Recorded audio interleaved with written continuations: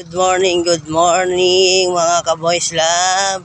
Nandito ako ngayon sa Marikina Riverbank. May susundin kasi ako ngayon kasama namin sa trabaho. Bago namin kasama sa trabaho, pero ang nangyari, maaga ako umalis dun sa bahay para sundin itong dalawa dito sa Marikina. Pero ang nangyari, ito na, wala pang katao-tao dito sa Riverbank. Wala pang katao-tao, maibibilang mo pa lang ang tao dito.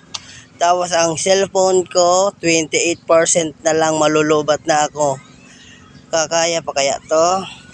May ilan naman na may nagja-jogging, nagbabadminton, may gumagawa, may sumasakay doon sa motor. At guys, makikita nyo yung SM Marikina, ayun. Yan yung SM Marikina. Yun, tapos yung mga building ng Marikina, ayan. Yun.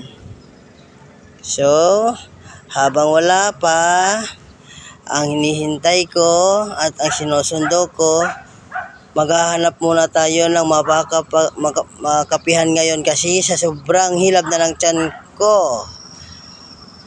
So ayun na nga guys, wala tayong mahanapan ng mapagkapihan kasi wala pa talagang tao dito guys. Tiis-tiis muna tayo dito hanggang nag-iikot-ikot ako kung saan ang may kapihan at saan ang may saksakan. Lang.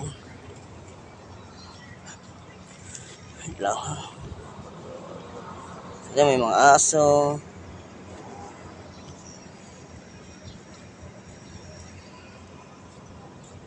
Ayun, may mga bike. Guys, nakikita yung mga bike guys. Ayun no, may mga bike. Puntahan natin yung bike na yun. Okay, let's go. Ito na siya. Ang rental bike, sales and service. Magkano to? Ko alam kung magkano to siya ang renta dito. Bawal tambay at parking ng bike sa tapat. Okay, bawal daw tumambay. Bike rental 50 pesos isang oras.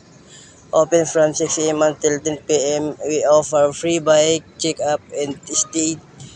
Wait, we also upgrade. Ayan. Yung mga bike na gagamitin mo kung gusto nyo magamit, kung may mga jowa kayo, ayan ang dapat yung gamitin.